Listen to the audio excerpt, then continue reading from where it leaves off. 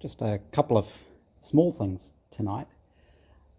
My clevis rod ends have been ordered and they should get here in the next couple of days, I hope. And my SU parts arrived as well, which is good. But before we look at those, somebody was asking exactly how the clutch works on this. I know I've probably gone through this before, but it might have been a while ago. So it's worth having another quick look while it's all assembled. This is the flywheel. The flywheel's got quite a deep dish to it, I guess. And then the clutch cover bolts onto that. There are springs in here which are pressing on the pressure plate, which is this. So all of that is normally rotating. Now the end of the pressure plate, or the driven plate rather, is inside there. That's the actual plate with the clutch friction lining on it, and that's the bit with the splined shaft, and that's kind of free floating inside there. And then there's this other sort of cover plate, and inside here there is a thrust bearing that works, just sort of see it in there. It works on the front of this cage and this ring, which is captive on the end of this piece. So when you actuate the clutch, it's actually pulling backwards.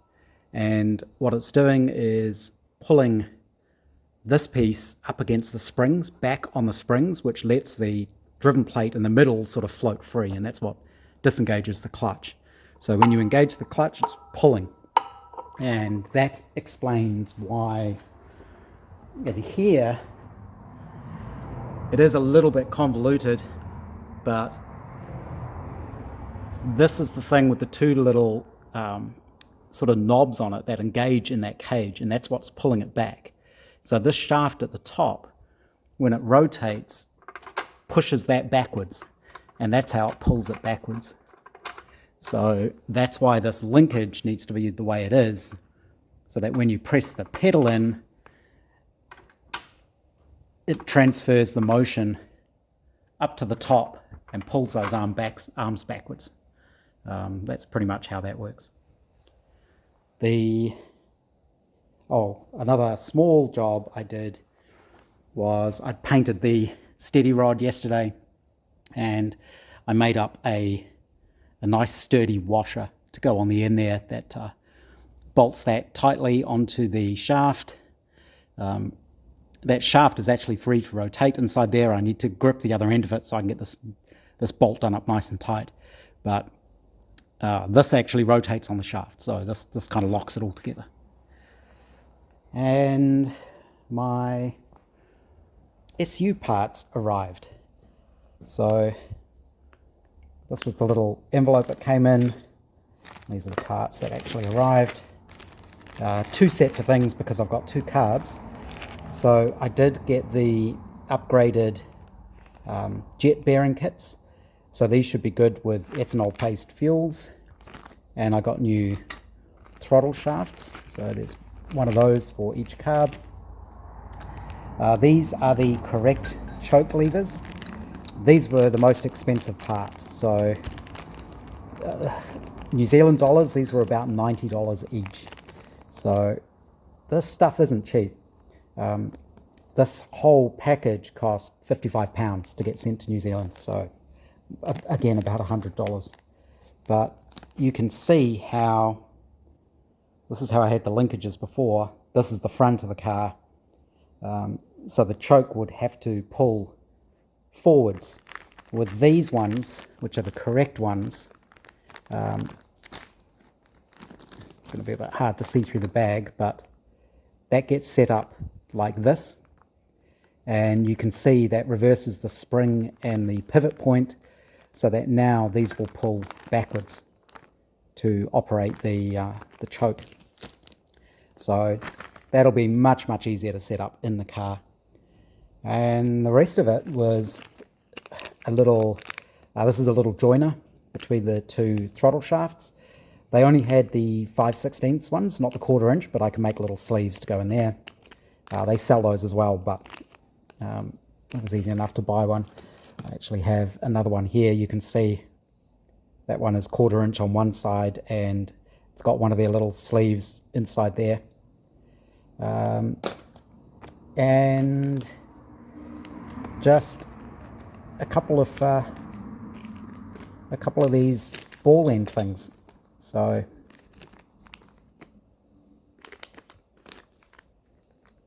that's enough for one linkage. I may need another one actually for the advanced mechanism, but as I don't know what is there yet, I just got enough for now to do the actual throttle linkage. And I've just realized actually that's not even enough. I probably need another set of these, which is a pain. Maybe I can get these from somewhere else. And the only other thing was two slightly richer needles, because I'm pretty sure I'm going to need those because the engine's been opened up a little bit. And the parts book, which if you need to order anything through the website, you really need the parts book. It kind of cross-references this. This is free, so every time I do an order, I make sure I order another one. I think I've got about 3 or 4 of them now. So the good thing is that means I can start rebuilding the carburetors. You can see I've already swapped the float bowls around to be on the front. That will mean I need to do something slightly different with the fuel piping, but that won't be too hard, and I've got plenty of the pipe. But I'm not sure if I'm going to start doing that now. It's getting a bit later in the evening, and I think I want to do it all in one go to make sure I get everything done correctly. I decided I might as well rebuild the carbs now, because it doesn't actually take that long. It's pretty simple. I quite like SU carbs, so my MGB there has them, the Austin 7 over the back there has them, this has them, so I kind of know how they work. They're very simple really. The actual theory of operation gets a little bit more complicated, but really all there is the piston inside here, and attached to that is that tapered needle that you can see going up and down. And the needle runs inside what's called the jet, which is what's metering the fuel going around the needle. So if you imagine the jet has a circular hole and you've got effectively a conical needle going up and down inside it, it's changing the size of the ring around the needle and the outside of the jet, and that's what's metering your fuel. There are a few other little complications around it as well, but that's basically it. And all of this stuff, which is what I'm replacing, is to allow the jet to move up and down while still sealing it, so the fuel can get into the jet. And you can see this is the fuel float bowl here. The fuel comes into this, and then there's this little internal passage inside here, and you can sort of see the hole there, which is where the fuel gets from the float bowl into here. And this is why I had to change the float bowls to be on the front of the engine. So in this case, front is to the right. If they're on the back, theoretically, if you're going up a steep hill, so if you imagine this starts tilting, you can run out of fuel because it won't get from the bottom of the bowl into the jet. I imagine it would have to be a very steep hill, but supposedly that is a problem, and that's why you have them mounted to the front like that. So thanks to whoever it was who actually pointed that out to me. That was a good thing to mention. But effectively what I'm doing here is, because this has to go up and down, this is the one I've already assembled, and you can see the jet here and the new choke lever. And you can see how when I pull, if I can do it with one hand, when you pull on the choke lever, it pulls the jet down. And that's how you get your enrichment for starting. Because basically it's moving the jet down the needle so you get more fuel flow. So that's how the choke works. Because this jet can move up and down, obviously you have to seal around it. And that's what this kit is all about. So the original kit, I've got them all in here, it's a bit hard to see. It basically replaces all of that. And the original ones in here, you need two seals, one at the top and one at the bottom, because the fuel's coming in this little hole in the middle. And the original seals were, the last lot I had were cork, sort of impregnated with graphite, I think it was. They're quite soft, and I find they're quite easy to damage. So this new kit has these little rubber seals, which are meant to be ethanol fuel proof. And it also comes with a new washer, which goes between this and the body. So this here seals up there. And other than that, there's not really too much to these. When you assemble them all, so all of this gets assembled into here, you don't do this up tight to start with. You leave this fairly loose, and you have to do what's called centering the jet. So there's a little bit of, this is the thing that the jet slides up and down inside. So the seals and everything are inside there, and that kind of fits in there. But you might be able to see there's a little bit of wiggle on it, and that allows you to position the jet in the center of the needle. And the way that you tell is you adjust it and you lift up the piston and then let it drop, and it kind of drops with a clunk. So that clunk means that the needle isn't rubbing on the side of the jet, it's centralized. So what you do is when you assemble this, you leave this a little bit loose, you can adjust the jet till it's centralized, then you tighten this up. This second screw, the second adjustment, is effectively changing the starting position of this jet, and that's how you set your mixture initially. So if you imagine this is going up and down, you have to set a starting point where it's slightly down, and that's what this lets you adjust. The way you set this up is you set the jet up so it's flush with what they call the bridge inside there. Bit hard to see, but you set the top of the jet up flush with that, and then you wind it down 2 turns, and that gives you your starting position for how to tune it, which sets your mixture basically. And then the rest of the mixture across the range is effectively set by the taper on the needle, and that's why there are so many different SU needles for different applications. So they're really nice. I like them. These little brass levers, despite being expensive, are the right things. So I'm a bit happier that I did get them, and everything looks right, and they should fit on the car nicely. I'm also happier with these new seals, because with the old style, I always felt like I might have been damaging them when I was assembling everything. These are a little bit more forgiving, but you still have to be careful. So I'll put the second one back together and see how they look. So this is all assembled now with all of the seals and the 2 little rubber seals, the 2 little brass washers, and the spring are all inside there. But I've left off the jet adjusting spring, or the mixture adjusting spring, for now. And I've just nipped this up slightly, and you can see what it's like when the jet's not centered. It's going to be hard to film, but when I tip it up, the piston doesn't go all the way down. You might be able to see there's a gap. It's kind of hanging up, and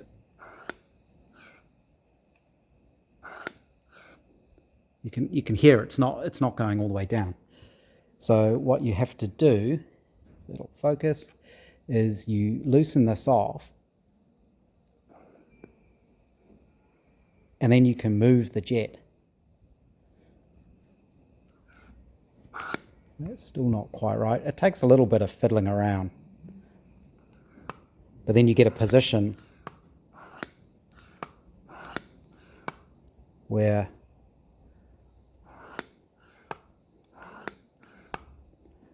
that piston is now falling freely, so you know the jet's centered. So then you just tighten this up, carefully slide the jet out, and this is where I was always worried about damaging them. You slide it out, put the spring back on and then tighten it back up. And it was always when you had to slide the jet back through those seals.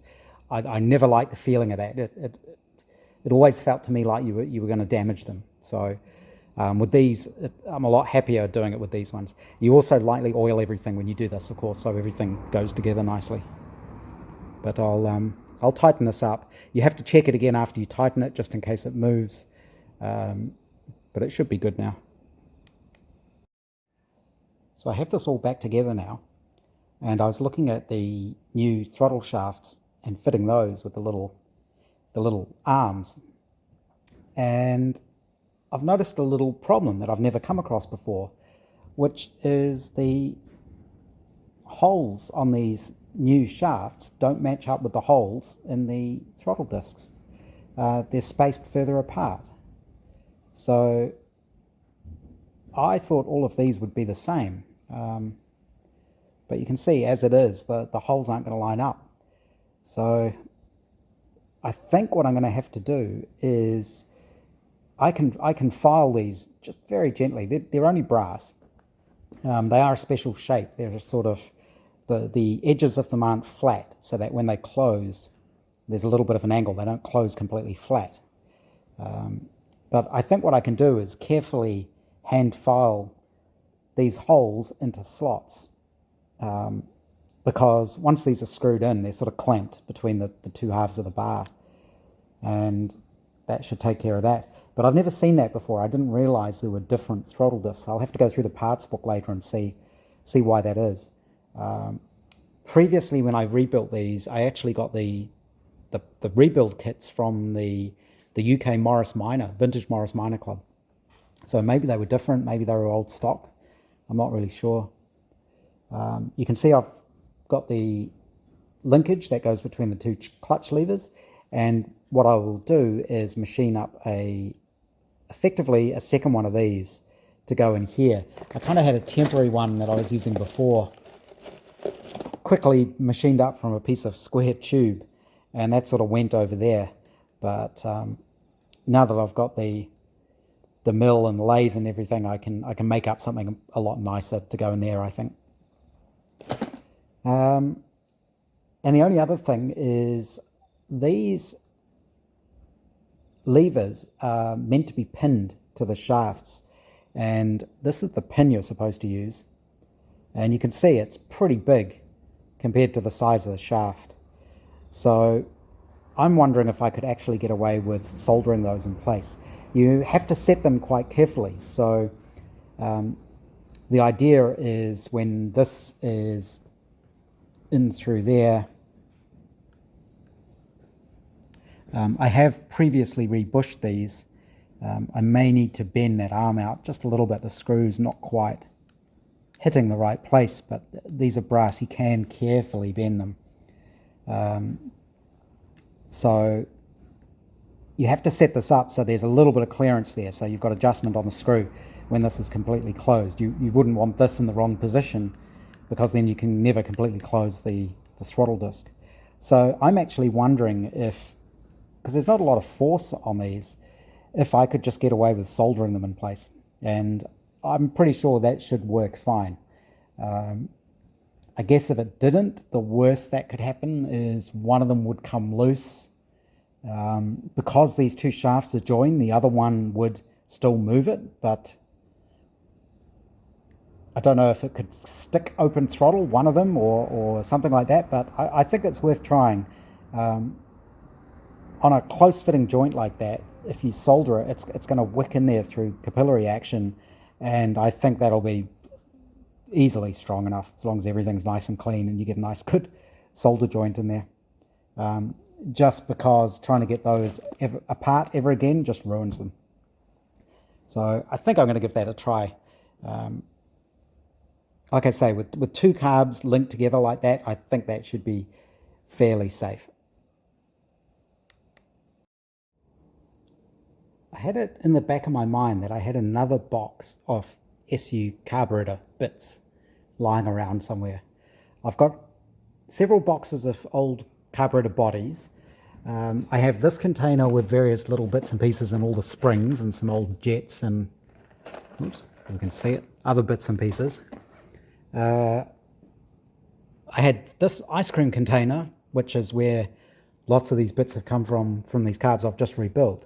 And then I remembered I actually had another box hidden away, which was all the bits I took out of these carburetors originally, including the old jets and the old throttle discs and things like that, and the old needles. I'd have to measure these needles to know exactly what they are.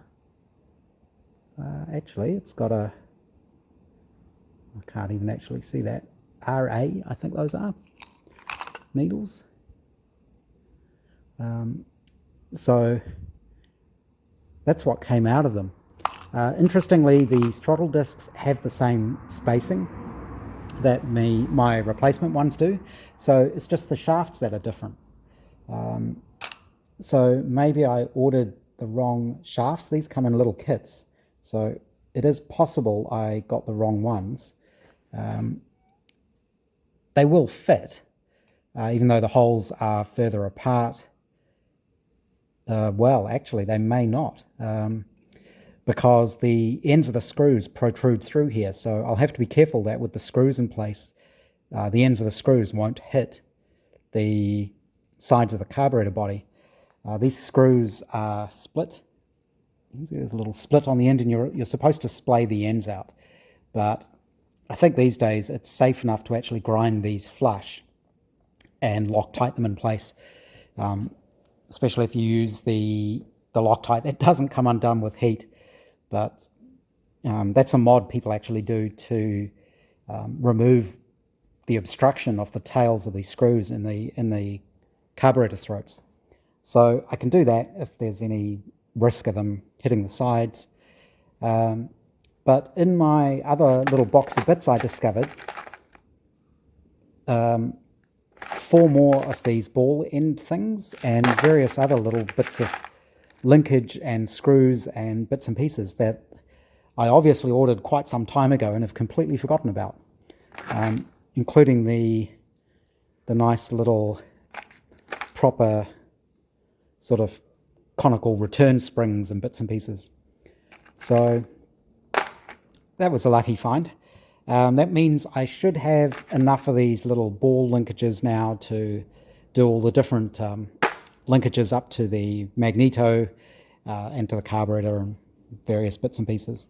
So it was lucky I remembered I had that.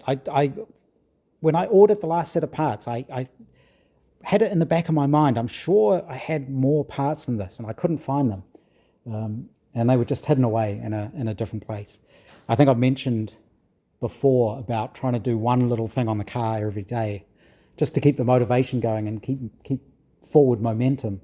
And sometimes all that thing is coming out and reorganizing the boxes of parts. And pretty much every time I do that, I find something and I think, that's what that is. As I've learned more and more about the car and how this thing goes together and what all the parts are, I'm discovering parts that now I understand what they're for. I think I'm actually getting close to the end of that process. So this is getting pretty close now to a mechanically complete car. Obviously, there's no body and seats and guards and radiator and all that kind of stuff, but most of the little fiddly bits and pieces are now getting close to being done. Tonight I finished rejigging the carburetors. You can see I've got the choke lever in place. I need to make a little thing that the choke cable will attach to here. But you can see now how these pull backwards. Everything's only loosely assembled because I'm just trying to figure out how to get everything to fit and how it's all going to work. The little throttle shafts, these here, I managed to fit the discs by filing the holes to be slots so that the holes on the throttle shafts would line up. And I cut down the screws so that they don't protrude into the throat, and those are Loctited in place so they won't come out. The little shaft, for now, I've actually just attached it with some Loctite 638, which is this stuff. Model engineers use this for small steam engines and other small engines. It's actually used for assembling crankshafts and things like that. It's very, very strong stuff. It's what I've also used for the rear suspension pins on the back of the chassis. I'm pretty sure that'll hold by itself because there isn't actually a huge amount of force on these things. They're only rotating, and that Loctite is specifically designed for this kind of joint. The only way you'll ever actually get these undone again is with some heat to make it let go. The little screws for the idle adjustment, I've got them sitting in the plating bath at the moment, just to protect them from the rust. The actual throttle linkage will probably be here somewhere. Again, none of this is actually attached, but you can see once again how tight all the clearances are. And the other thing is I don't have the correct tops to the float chambers because I've swapped sides. Effectively, these are handed. There's left and right hand. I'm not sure if these are left hand ones or right hand ones, but you basically get these where the fuel inlet is on the other side. If I had those, I'd be able to have the fuel pipe sitting here. But as it is, I have to have them pointing in that direction because it's the only place, let's tip this down, where I can actually get clearance around everything. The other thing I had to do to be able to join these two shafts together was one of those little joiners. You can see it in there. Again, the clearance is very tight, but everything does clear. I had to extend one of the shafts. So I turned up a little piece of brass which is has a 1/4 inch hole through it to fit one of the shafts and is 5/16 diameter. So these little joiners, it'll focus on it, not sure it will. Those little joiners come in 1/4 inch, 5/16 or 1/4 and 1/5/16 side. So I was able to use one of them, which I had, to join those two shafts together. And the fuel inlet, I don't have very many of these little banjos. The only other one I've got is a 2 inlet one with a 90-degree bend on it, which is no good to me. I could have that 90-degree coming out here. If we look, that's this thing. So I could have it sort of like that, or I don't know, some other way. But of course, then it'll get in the way of the magneto. So I do have 2 single entry ones. So I've got one on here and one on here. And my pipe that I'd previously made still fits because the relative spacing is still the same. And I think what I'm going to do is modify this pipe by machining up a little brass sort of block, a little sort of T-piece, so that I can basically split this pipe in the middle and have the fuel inlet in the middle here. So the fuel pump on this car is going to be an electric SU pump, which is mounted up on the bulkhead, so that'll be up here somewhere. So it hasn't got far to send the fuel. So I'll be able to route the fuel from that through a filter, I guess, down into here somewhere. The other way I could do it is I believe you can get straight through ones of these where you'd actually have the pipe coming up the top. So that would work as well. But I think this is a little cleaner, and also I don't have one of those. And I don't want to have to pay the shipping again to just get that. So that's how that'll go. The only other thing I need to sort out is the return springs. So the reason I'm not using one of these as the actual throttle linkage, because I could attach this to there. One, I want to have the little bit of adjustment here with this arm. And the other reason is then I can use these little arms for the butterfly return springs, and it gives me a convenient place to mount them. So I will need to make some sort of little mount.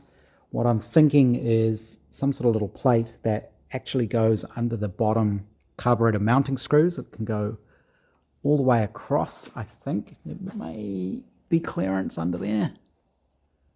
Let's see.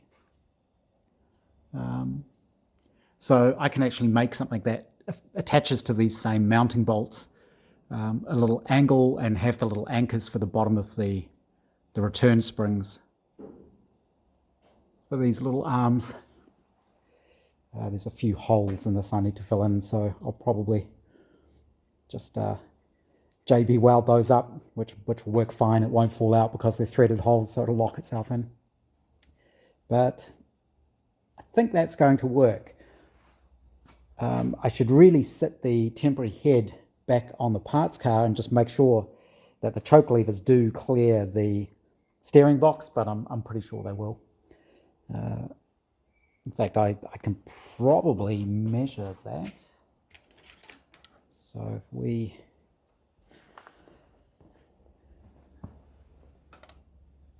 It's still going to be close, but you can sort of see it's level with where the curve starts on the block.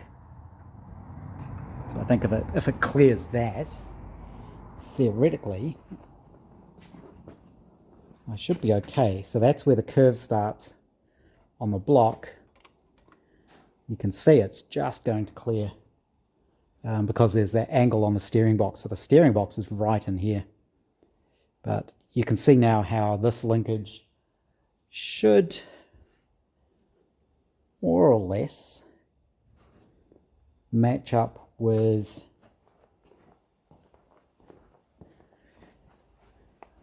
the arm that goes through here, and it'll have a little linkage on this side. So I have to make sure this all works actually. So if the arm comes through here, you need to push that up to open the throttle.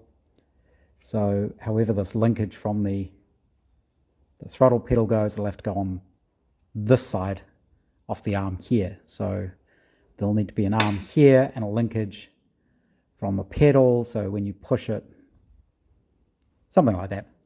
I'm sure I can figure that out. But that looks good, I think. I like that it's fairly nice and clean. Quite a neat little installation. Little bit of a distraction today. This is my 78 MGB, and I needed to go up the road to get some welding gas the other day. So I thought, oh, I'll sneak out early in the morning before work gets too busy. Should only take 15 minutes or so. Quick blast up State Highway 1. I thought, it's a nice day, I'll take the MG. And took it up the road. It's been a while since I used it, so I gave it a bit of wally, and realized when I got up to the little town up the road, the engine was starting to overheat. The gauge hadn't been pegged yet, but it was higher than I know it should normally be. So before I went and got the welding gas, I pulled in to an empty car park and just had a look under the bonnet to see what was happening. And indeed it was overheating because the radiator was completely cool. And one of the bolts on the alternator had come loose, and the alternator was a bit loose. And I think what had happened was the belt started slipping and the water pump wasn't turning properly. And that caused the engine to get over temperature. I do have an electric fan on this, and I actually have an override switch on the instrument panel. So as soon as I knew it was kind of overheating, I turned the fan on, which was good. I let it all cool down. I went and did my chores and was coming back, and I thought, with the belt tightened, maybe that's enough to make it work properly again. And unfortunately, no, it was starting to overheat again. So I pulled in again, had a closer look at it. Let it completely cool down so I could take off the thermostat housing to check if the thermostat was opening. That was definitely open, so it wasn't that was failing, but there was no water in there. And I let it all cool down again and topped up the water, and as I was topping up the water, it was pouring out the bottom of the engine somewhere. So I thought, oh no, maybe I've cracked a block or something like that. It turns out it wasn't that. It's actually a problem I've had before, and it was that because it had overheated, one of the core plugs had popped out. So that's these things that go in the block to seal up little holes. You can see there's 2 of them here. There's 3 of them on these B series engines. There's one there, and the other one, the one that popped out obviously because those ones are there, is in the back of the head, up in there. So that is the worst one to get to. It's almost impossible, and that's where all the water was leaking out. So I'm not even sure we can see it. I haven't even got the camera on the gimbal because I need to get it in there, but you might just be able to see there's a steel plate. This is the backing plate that the gearbox bolts to. This is the back of the head in here, and there's a gap in there. Oh, it's about 1/2 inch, 3/4 of an inch gap. And on the bottom of the backing plate, I can't even see it, but in here, basically, there is a 1-inch hole through the backing plate, which is opposite where that plug goes. So normally to fix this, you would have to take the engine out and take the gearbox off. But what you can do is you can wiggle the core plug in between that gap, that 1/2 inch gap, and then, oh, that was strange. And then you can get that in the gap, and then what you need to do is press it into place, and you make up a little sort of bolt thing like this. So this is a piece of steel I turned up. This fits through the hole in the backing plate, and if I had suitable bolts and taps, I would have just tapped a hole in there, probably M12, something like that. I didn't, but I did have an old, whatever this is, 7/16, I think, imperial bolt. So I machined this up, and I bored it out and welded a nut in there. And the way this works is you fit the core plug in with some sort of sealant. So that's sitting in there, and then normally to seal these, you hit the middle of them to dimple them down, and it sort of expands them out so they seal in the hole.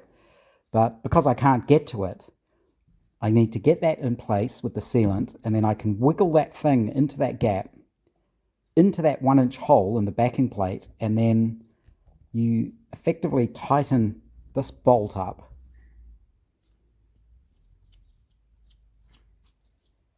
And you have to imagine this is held captive by the backing plate, and this core plug is there, and by tightening up the bolt you can push this into the block, and that's hopefully going to seal it up. So that's what I'm going to try next. It's horrible trying to get in there and get this to work, but we'll give it a go. This has actually happened to me once before. It was shortly after I rebuilt the car, so it was probably nearly 10 years ago now. Same thing, actually. It was a on-ramp on the motorway, and I really floored it, and the same thing happened. Obviously, I lost a plug somewhere. So I've obviously fixed this once before, but I think the mistake I made then was I just used a temporary one of these to get the core plug back in place.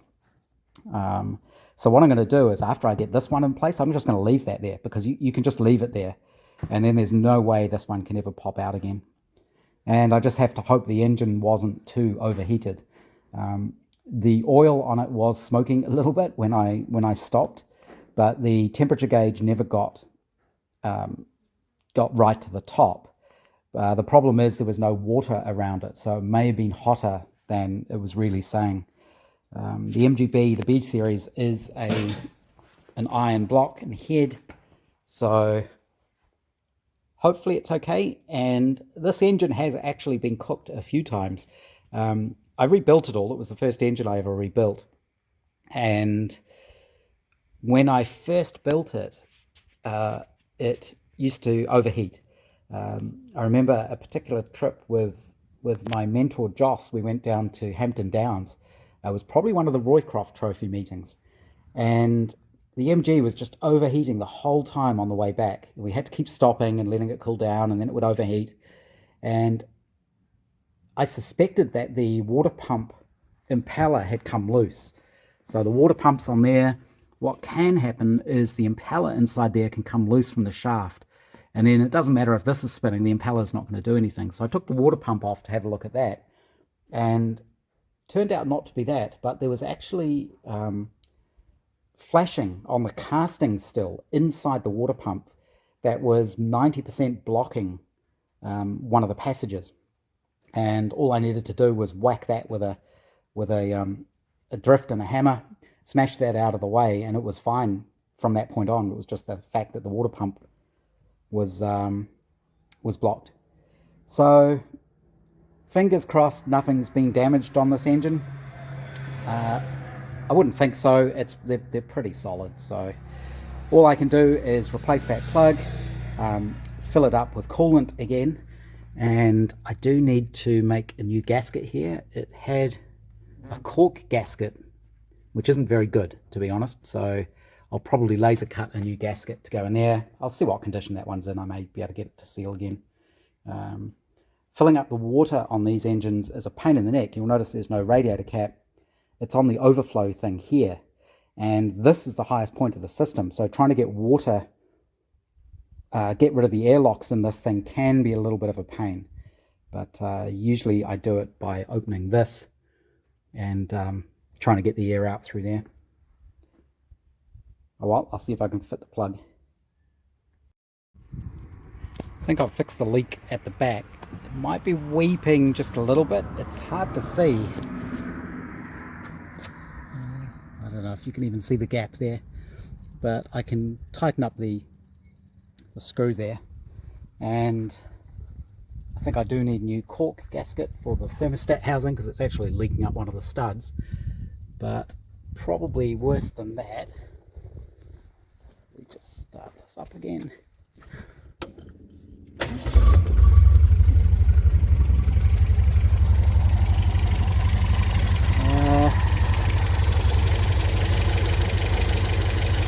Yeah, I think that might be a problem.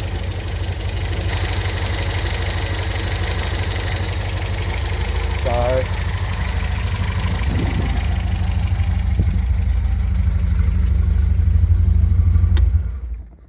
half fixed. I think I need, oh yeah, there we go. So new bottom radiator hose. I imagine that got cooked when the coolant disappeared. Hopefully I can get one of those. So after putting the MG away, I came back to finish off the carburetors. I've swapped the float bowls over to the front, and ideally I would have had the other side tops, but I'm being cheap again and I'm not buying those. I'm just going to go with what I've got, which makes everything very tight, but it came out reasonably neat in the end. So like everything on a Brooklands, there's not much clearance anywhere. This all just clears the float bowls. I ended up making the fuel pipe. I built a little coupler type thing. So this is just a piece of brass bar, 1/4-inch holes drilled in the end, and this is all soldered together. This will be the inlet pipe. I have another fitting on the way, so it'll be like a compression fitting either end with a union in the middle, so I can join whatever other fuel pipe I need onto there. And similar to what I had before, which was that bracket for the throttle butterfly return springs, I made up a neater one that fits underneath here, and I used kind of the same idea more or less. I've just got little split pins through holes to make an anchor for the end of a spring, and I've just got some little screws up here. I'd prefer bolts here, but I don't have any small bolts. But eventually these nuts would be Loctited in place so they can't come loose. There's no way the spring can come loose. And those are just the return springs on the actual butterflies. So you need 2 of them in case something happens to the shaft, just to make sure the throttle will close if you lose any part of the linkage. So I need slightly shorter springs, I think, but they're pretty much doing the trick. And the choke levers also work, but it's a bit hard to do it with one hand. But I did set all this up on the car with the mock block in there, and it's very, very close, like everything on this car. There's no clearance between anything, so the steering box is right here. I'll actually have to see if when you pull the choke, because this moves down just a little bit, if that's actually going to interfere or not. If it does, the only way to fix that would be move the carburetors out a little bit so it clears the steering box, or else lift the engine just slightly, just fractionally. Underneath those mounts you could probably put sort of 1/4 inch or 1/8 inch spaces, and they would give you enough extra height. But of course then that's lifting up the engine in the car. And that was the other thing. I've pulled out the spare block now. I did a bit of tidying up on the brake linkages and things like that. I have at the moment just a temporary piece of threaded rod as my clutch linkage. I was going to make up a nice rod with threaded ends, and I discovered my die I've got for that is worn out, so it wasn't cutting a very good thread, and I don't have the right gears on my lathe to be able to cut the metric thread that I need, because these clevis ends are actually M8, they're not 5/16. I couldn't find any Imperial ones, not locally anyway. So that all works pretty well. The brake pedal should all work pretty well, and those line up.